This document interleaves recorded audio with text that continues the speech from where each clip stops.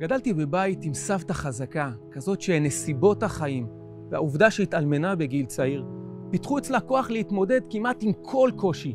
לכן שום דבר לא הכין אותנו, את המשפחה, ליום שהיא, האישה החזקה הזאת, תהיה סיעודית, ובפרט לא את אמא שלי, שמצאה את עצמה בגיל 64, שהיא בעצמה כבר סבתא לנכדים, מטפלת באמא שלה.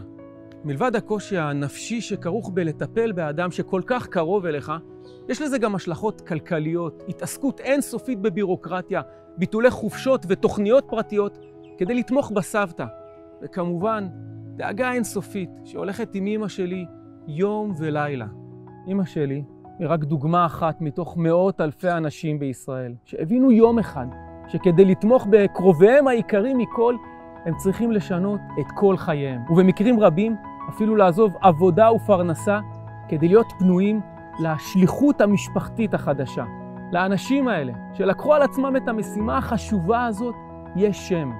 בני משפחה מטפלים באזרח הוותיק. חשוב שתדעו, בני משפחה מטפלים יקרים, אתם לא לבד.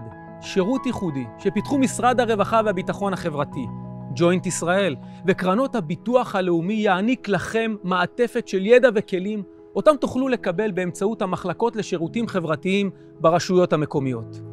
אנחנו כאן כדי לחסוך לכם תסכול וקושי ולטפל טוב יותר באנשים שכל כך יקרים ללבכם. שירות בני משפחה מטפלים באזרח הוותיק התחיל בשתי רשויות, ובמהרה התפתח ל31 רשויות, וכיום הוא קיים בלמעלה מ-150 רשויות מקומיות וממשיך להתרחב. השירות כולל הרצאות, סדנאות, ליווי פרטני, סיוע במיצוי זכויות, קבוצות תמיכה ועוד. קחו לדוגמה את קבוצות התמיכה. במחקר שנערך בליווי ובמימון השותפים, באמצעות מרכז מינרווה לחקר אוכלוסיות מודרות בזקנה של אוניברסיטת חיפה ומכון ירעי, סיפרו המשתתפים איך קבוצות התמיכה עוזרות להם. שעתיים אלה בשבילנו זה הרבה, כי אז אני משחררת את הנפש, אני במקום אחר, אנחנו צוחקים יחד, בוכים יחד, מצבים עצובים, אבל זה פורקן, זה פורקן. אתה לומד שם שאתה לא לבד, ושאפשר ללמוד מההתנהגות של האחרים, איך אני אמור לעשות דברים במצבים דומים. המפגשים מעניקים לבן המשפחה המטפל תחושת שייכות. נוצרים שם אינטראקציות חברתיות וקשרים חברתיים שמאפשרים גם נגישות לידע ומשאבים וגם פעילות פנאי חברתית.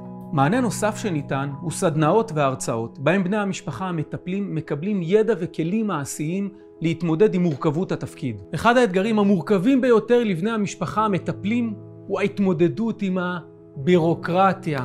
מילוי טפסים, קבלת אישורים, מיצוי זכויות. גם לזה יש מענה במסגרת השירות לבני משפחה מטפלים, כמו חיבור לשירותים נוספים בקהילה, סיוע במילוי טפסים והנגשת מידע וזכויות. בני משפחה מטפלים סיפרו במחקר שבכל מה שקשור לבירוקרטיה, השירות ממש הציל אותם.